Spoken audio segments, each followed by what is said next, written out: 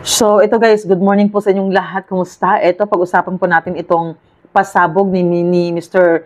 Dean Chase, no, sa kanyang Facebook page. Siguro naman, napapanood niyo po yung nag-viral na video po niya, na isa din po siya sa nagpapatunay na itong si Madam Lisa ay na-hold nga po doon sa LA.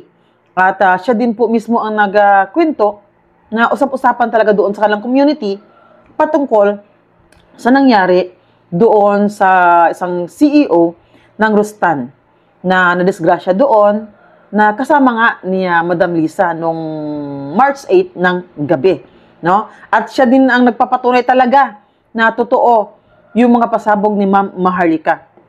So ito nga, no, sabi niya rito na 'di ba nag-promise daw siya na may pasabog siya ngayon. Kaya ito, pakinggan natin ang kanyang video. Bisaya po ito, kaya i-translate ko na lang yung iba. Baka hindi po maintindihan ng ibang viewers dito na Tagalog. Okay? So, eto, panoorin po natin. Di ba, ni-promise ko ninyo guys na ako'y pasabog kang matawag? Yes, as promised. O, sabi niya, di ba, nag-promise ako sa inyo guys na may pasabog ako today. Yung po sabi niya. Ako hindi libre ako pasabog ka ron. As guys, no, nakatawad ko ka ng dokumento or information with Nakatanggap raw siya ng documents? Accounts of what had happened on March 8th, on the Saturday, katulad kita ng patay na lawas si Paulo. And on that document, it includes names and complete accounts of what had happened that day. So I had decided, and my family, and we had actually talked to a couple of counselors. Now, siya nga pala guys, ito siya ngayon, kung nakikita niyo po yung kanyang mga post, may video din po siya na nagtatago na siya ngayon kasi hinahunting na daw po siya. Hindi ko alam kung gaano katotoo. Basta yun po yung kwento niya. Bali, magbibigay lang po tayo dito ng video reaction patungkol sa kanyang mga pasabog. Okay? So, ito, continue natin. Just to keep it for the time being, to protect me and my family. So, wala akong baton. However, that does not mean na ako nang itago yung tanan. So, ako hinahinayon ng po on what I know. Okay? So, dahan-dahanin daw niyang magpapasabog patungkol nga sa mga nalalaman niya doon sa mga pangyayari sa LA. Halaka. So, maipapakita doon muna siyang video. Ito, panoorin natin. And tell me what you think about it. Alright.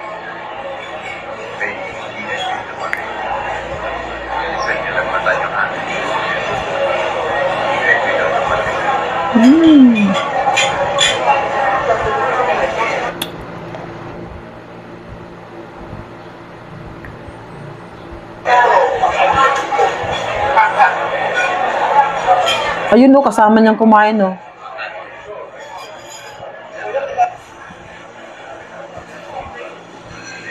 Ayun. Si Mr. Tantoco.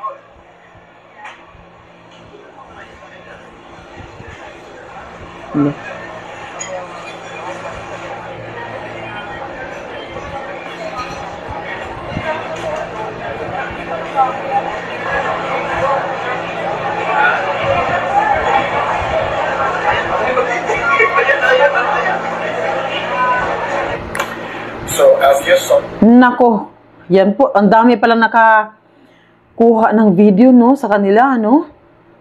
No, napapanood ko na itong video na ito, doon sa channel ni, sino yun, nakalimutan ng kuya, basta may kuya na pangalan, pero itong video na ito, iba rin ito. May ibang tao rin na kumuha to prove na kasama nga talaga ni Madam Lisa si Mr. Tantoco noong March 8 ng gabi na kumain sa Noy Pits.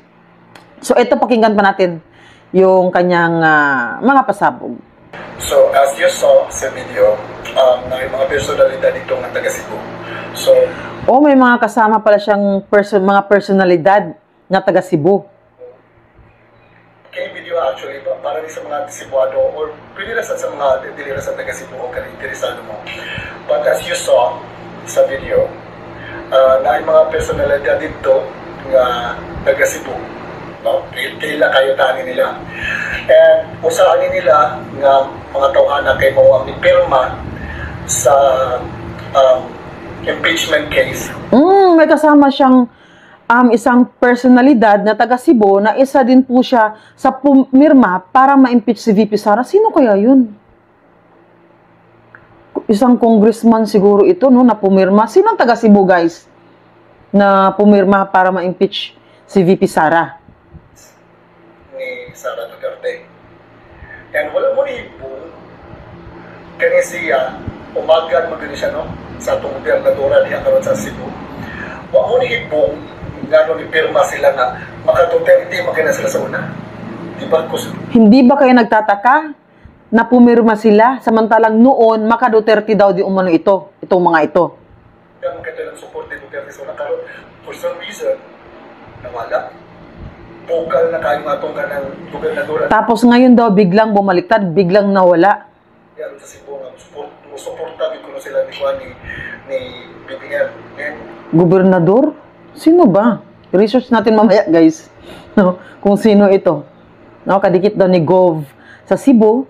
Tapos isa rin daw di umano ito na pumirma para ma-impeach si VP Sara, meaning isa siyang congressman or congresswoman, no?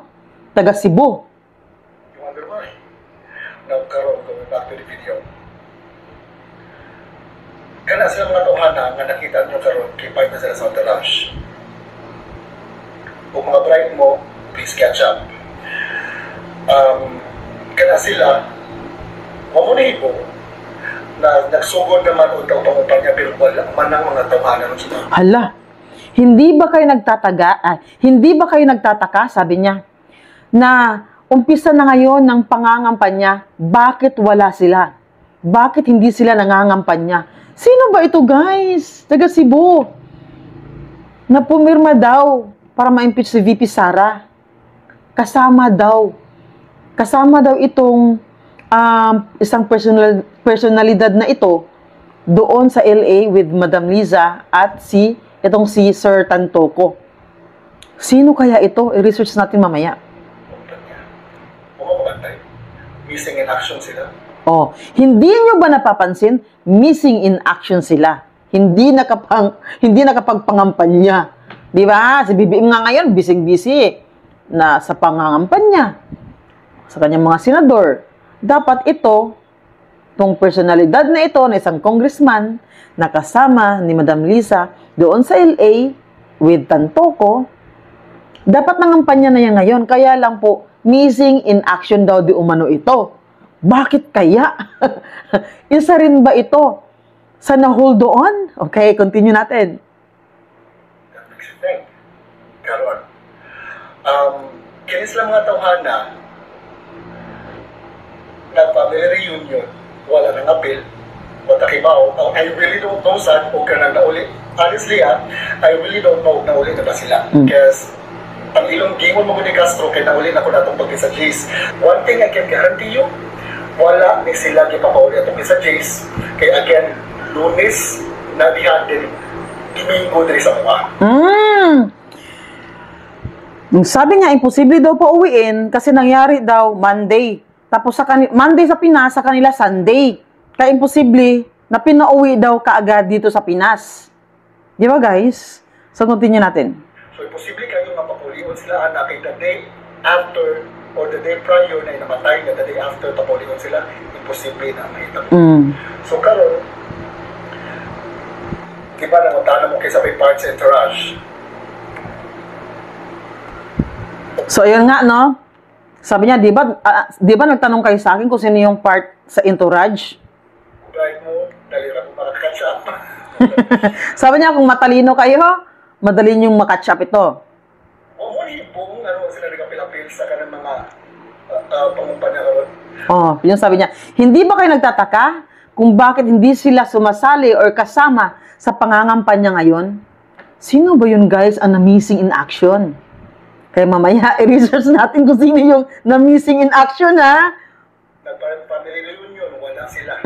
Nag-family reunion daw, wala sila. Mamaya, i-research natin yung taga Cebu. Taga Cebu, na isang personalidad daw na pumirma ng impeachment ni VP Sara. Kasama pala siya doon sa LA na na-hold. So, missing in action daw ito ngayon sa pangangampanya. At hindi man lang daw nakauwi sa family reunion. Naku, siya ba ito, guys? Naku po. Continue natin. Missing in action. Why? balahibo. Hindi ba kayo nagtataka? Sabi niya.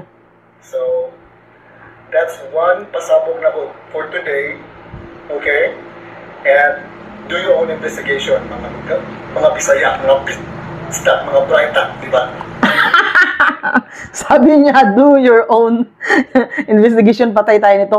Ako po, binigyan tayo ng assignment, guys. No? Mag-imbestiga daw tayo or mag-research kung sino yung isang